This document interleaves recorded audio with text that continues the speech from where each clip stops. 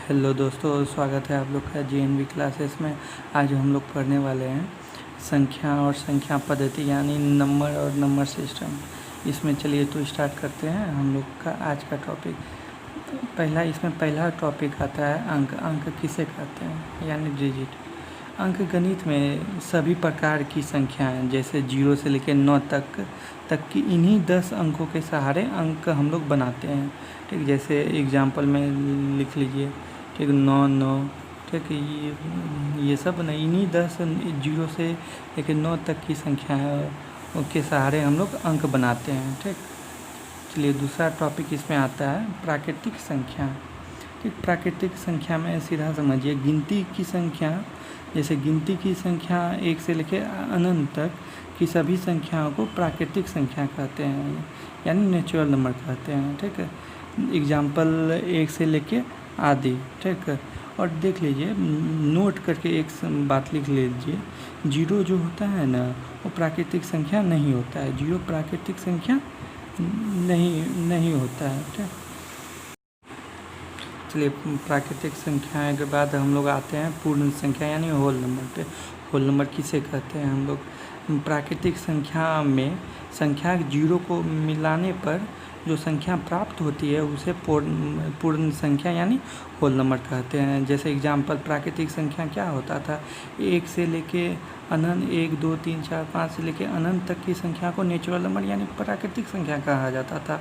उसमें 0 इंक्लूड नहीं होता था, लेकिन पूर्ण संख्या में 0 को मिला देने पर वह संख्या पूर्ण संख्या कहलाती है यानी होल नंबर कहलाती है। जैसे एग्जाम्पल देख लीजिए, 0 1 2 3 आदि सब होल नंबर है।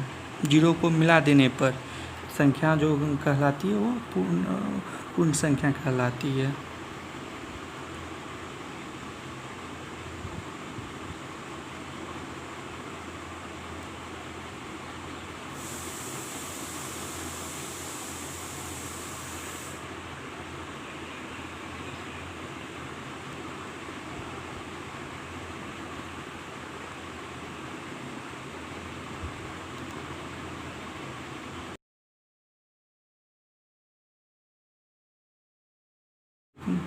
पूर्ण संख्या के बाद हम लोग आते हैं सम संख्या पे।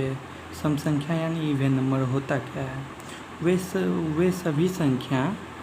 सभी संख्या जो 2 से पूरा भाग लग जाए यानी विभाजित हो जाए, वह संख्या जो 2 से पूरा भाग लग जाए, ठीक, उसी को हम लोग सम संख्या कहते हैं यानी इवन नंबर कहते हैं।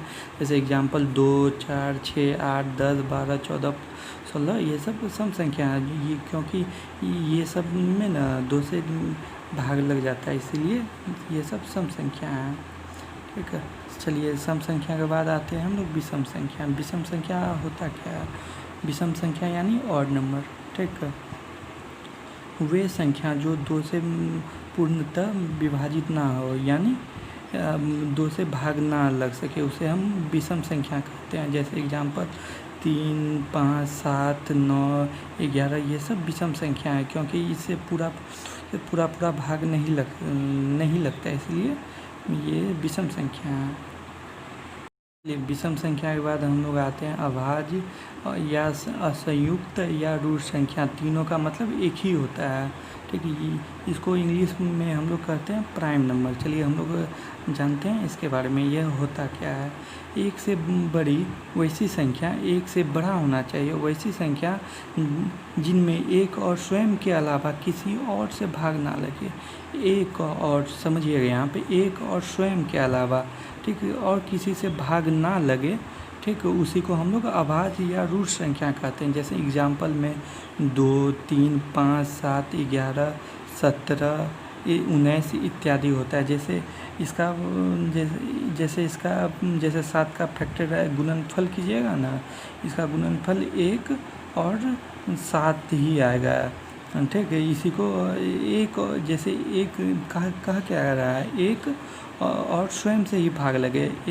7 का गुणनफल 1 विभाजित किससे होगा? 1 और 7 के अलावा और किसी संख्या से नहीं होगा, ये भागने लगेगा, इसलिए हम लोग इसको अभाज्य संख्या कहेंगे।